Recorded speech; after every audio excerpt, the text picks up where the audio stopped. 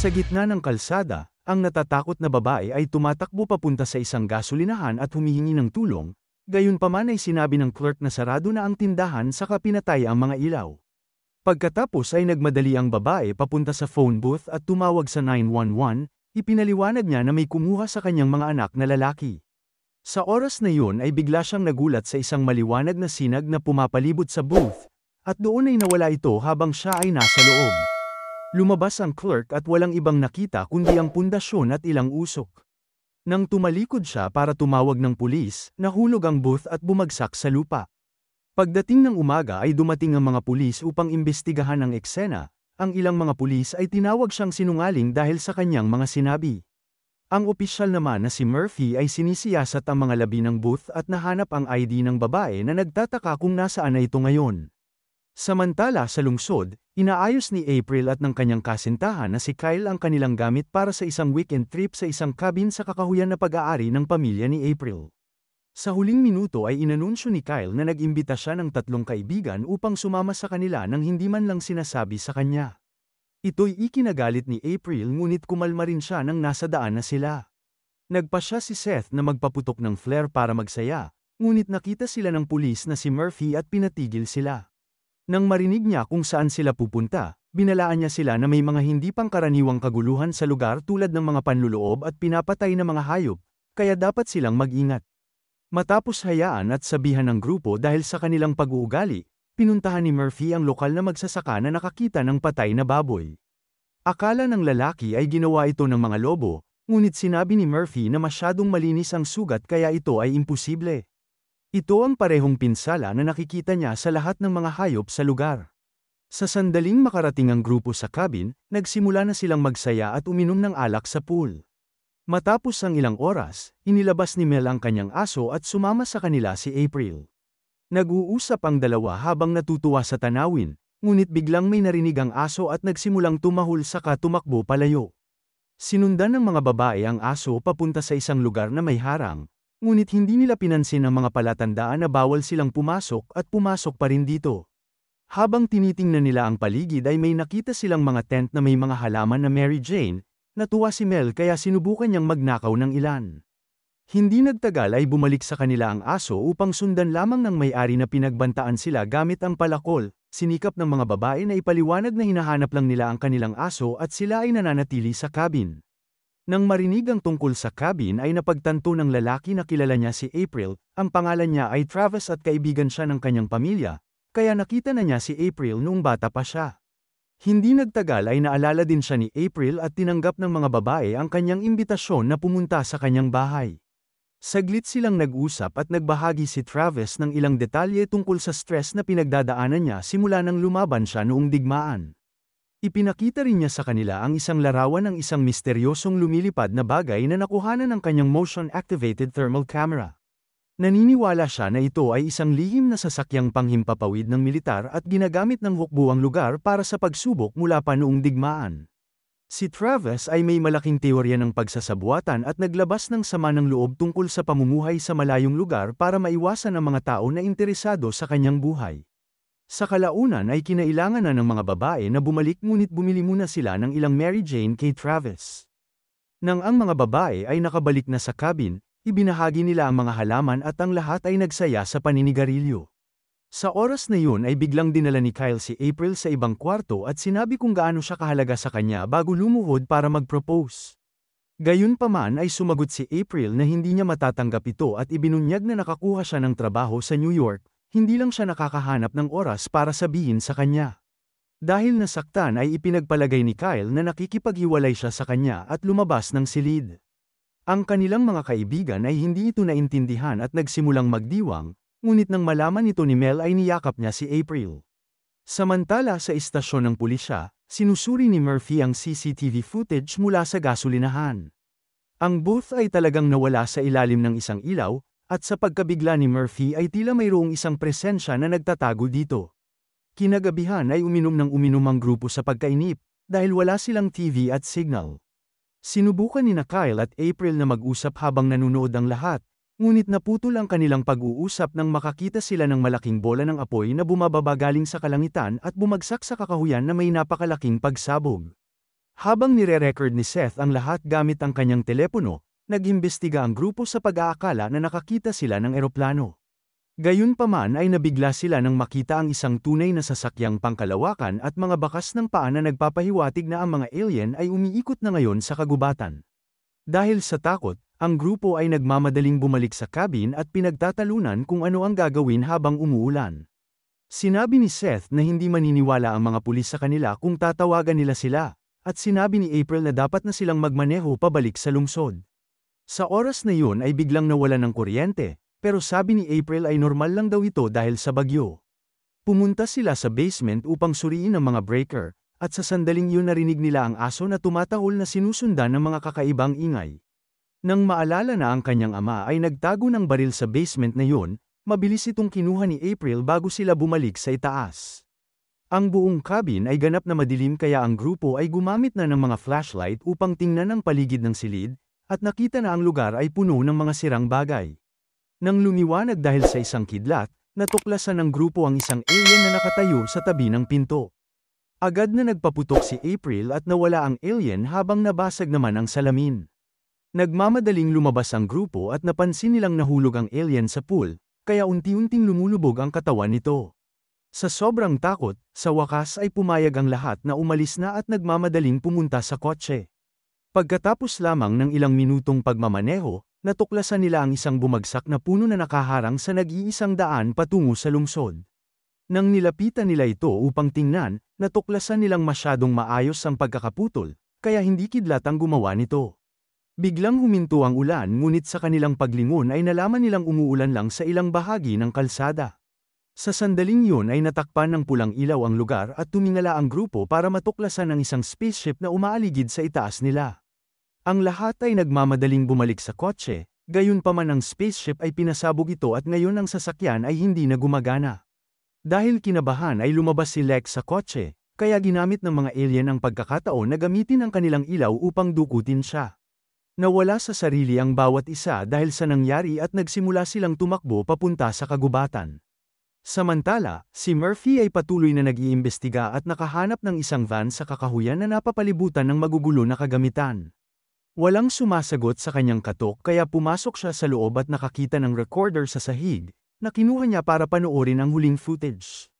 Sa video ay nagsasaya ang isang pamilya nang bigla silang makakita ng liwanag galing sa langit, tumakbo ang bata upang tingnan ng mabuti para lamang masilaw at dinakip ng mga alien. Nang natapos na ang video, tiningnan ni Murphy ng maigi ang sasakyan at nakita niya ang dugo sa banyo. Pagkatapos, ang nanay mula sa video ay lumabas sa pagtatago upang salakayin siya.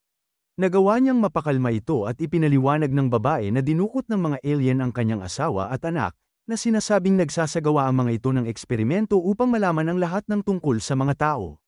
Tumawag si Murphy ng ambulansya at bago padalhin ng mga doktor ang babe ay hinikayat niya si Murphy na tulungan ang mga tao na nakakulong sa spaceship. Ibinabalik naman ng mga alien ang karamihan sa mga tao ngunit marami pa ring naiwan doon, ang ilan ay nananatili na doon ng maraming taon. Pagbalik sa grupo ni April, narating nila ang lugar ni Travis at kailangan nilang mapakalma ang matanda habang inaatake niya sila dahil akala niya ay mga masasamang tao sila. Sinabi nila sa kanya ang lahat at ipinakita sa kanya ang video ni Seth. Ipinaliwanag ni Travis na ang gobyerno ng Amerika ay nagkaroon ng kasunduan sa mga alien mula pa noong termino ni Roosevelt. Ang kasunduan na ito ay nagsasaad na ang mga alien ay pinahihintulutan na dukutin ang mga tao para sa mga eksperimento, at bilang kapalit, ang mga tao ay maaaring patuloy na kumilos na parang pagmamay-ari nila ang planeta. Mayroon lamang isang napakahalagang tuntunin, walang sino man ang dapat na magtangka na makipag-ugnayan sa mga alien, na sinira ni April sa pamamagitan ng pagbaril sa isa sa kanila. Sa sandaling yun ay may napansin si Mel sa radar at kinumpirma ni Travis na ito ang spaceship, na mabilis na nawala sa screen. Sinabi ni Travis na ibig sabihin ay nakarating na ang mga ito. Biglang namatay ang mga ilaw kaya ang lahat ay nagsimulang tumakbo maliban kay Travis, na nagsasabi sa kanila kung paano bumalik sa kanilang cabin habang siya ay mananatili upang makipaglaban. Nakahanap siya ng isang butas sa isa sa kanyang mga tolda at sa sandaling marinig niya ang alien na gumagalaw sa kadiliman, nagpaputok siya. Walang katawan ng alien sa paligid, kaya sumunod na nagtago si Travis sa ilalim ng mesa at tiningnan ang paligid gamit ang kanyang flashlight. Nang makita niya ang alien na tumalon sa itaas ng mesa, Muli siyang nagpaputok at narinig niya ang pagbagsak ng katawan ng nilalang bago tumulo sa kanyang mukha ang ilang likido mula sa alien. Sa pag-aakala na tapos na, si Travis ay lumabas mula sa pagtatago, para lamang sunggaban siya ng isa pang alien.